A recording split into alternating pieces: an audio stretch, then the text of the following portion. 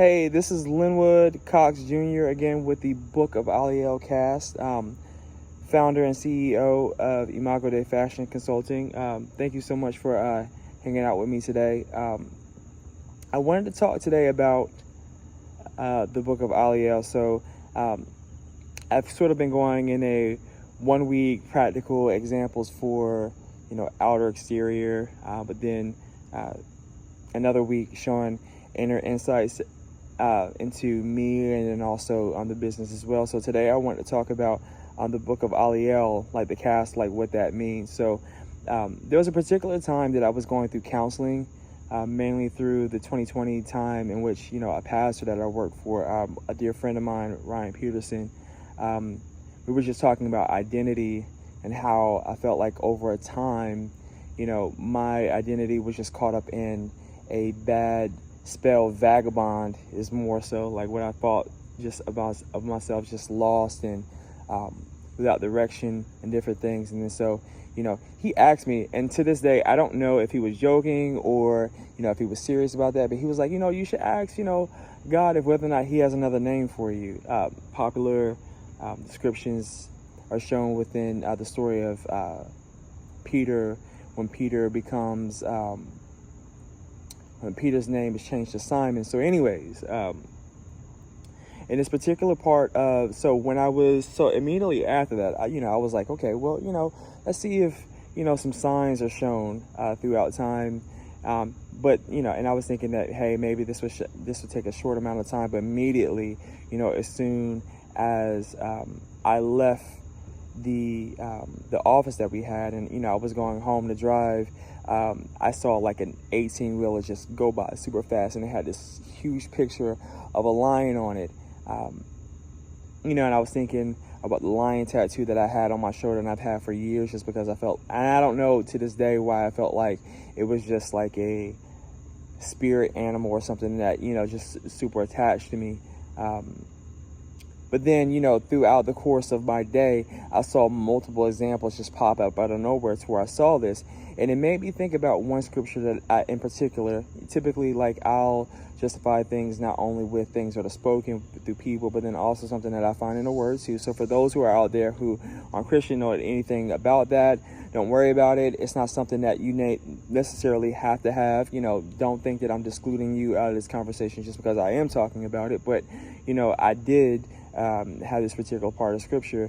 And I remember I was reading through Isaiah during a year reading of the scripture, and I just so happened to recently been in Isaiah, and it was Isaiah 29 to where it said the name Ariel. So, and it was interesting, right? Because I saw Ariel and I was like, well, hey, wait a minute, I've seen that through different descriptions of, obviously, like the Little Mermaid and different things, but I didn't know that if that was a derivative of Hebrew culture. But then I realized in Jewish culture that the word Ariel actually means the Lion of God. And it was interesting because I read through that particular part of scripture, and in the beginning of Isaiah 29 it says, woe to you, Ariel, Ariel, the city of David, where David settled.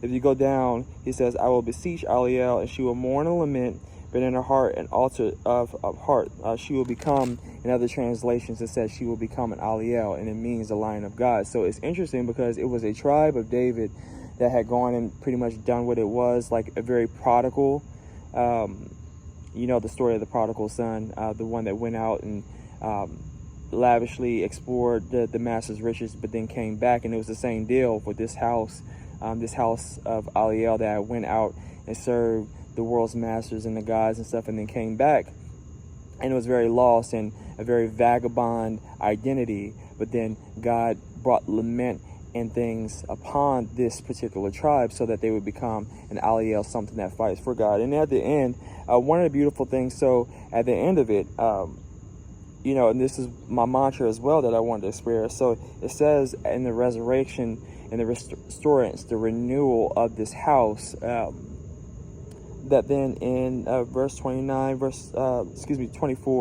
those who are wayward in spirit will gain understanding, and those who lament will accept instruction. Super important, because I felt like that it was a house, it was like a calling to me, wayward in spirit, that you would gain understanding, to where you're confused and about who you are as an individual in this life. What is your vocation? And I had a lot of questions back in 2020 about, what particularly I was meant to do here. I just felt like that everything that I did, I sucked at, felt like, everything that was on my resume was a failure at that time. So it's been beautiful to think now that in the restoration, I've had so many different seasons, and, it's been 3 years now, just seeing how a renewal and a restoration of my original identity, what God came out, and it's attached to His name. So for those who are out there, I attach myself very well to Ariel, the line of God, as something that I identified to myself as a second name for myself.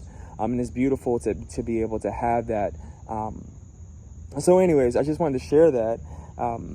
But the piece behind that is just being able to understand that, for those who are out there, and what I felt led to do throughout time, is that, those who were suffering through the same thing that I am, you think about heroes, you think about people, if you, altruistically think yourself to these things, naturally, if you are saved from something or renewed in some type of way, then it's only as an added benefit to be able to do those for other people, and when I looked at myself and I saw that, I was in dark spaces of my mind, different places of counsel, to where I needed, an individual to give me counsel. And I was just so happen to help me to have that, to have a person that I could walk through and counsel me in the different areas that, I was dealing with and struggling with mentally. Being able to think about things that I thought about that weren't healthy about who I was, and look at lies that I believed about myself over time, and then through forgiveness, and really forgiveness of myself for my actions, be able to then move on to a different place, to where I said, okay, like if I really ask myself who I am as an individual, what is that, and live and give then truth to what I've always wanted. My heart is always grandeur towards and always wanted to be. Now you realize and you understand, that picture, always what I wanted to do is be like an artist and be able to paint things. And it's been beautiful, I think, that to be able to have that conversation about myself, but then to have that about other people. I see people in systems, and to see things through an artistic and grandiose mindset, to where I say, okay, like if we pull out and we start from a blank canvas, what will we paint? And a lot of people can paint a lot of things, but what is truly marvelous about a person. So, and it's a large reason why I started this company and this business, because I wanted to be able to do that for people. I want, and for men specifically. So if men are out there, as I've said, in the multiple weeks that I've had thus far, if you're out there, and specifically, struggling, not only with an identity, being able to look at what you model vocationally out in your life, whether or not that's, in relationships, but then also in the inner man, you're lost and you're trying to figure out what that particular looks like. Let's have a conversation. I love to be able to have those chats, but I believe that there are men out there that just aren't real with that idea. So if you're out there, make sure that you check me out on imagodayfashion.com. Book a consultation, shoot me an email, we'll have a conversation. But just like every week, for those who are out there, be blessed and take care of yourselves, and I hope to talk to you soon. Later.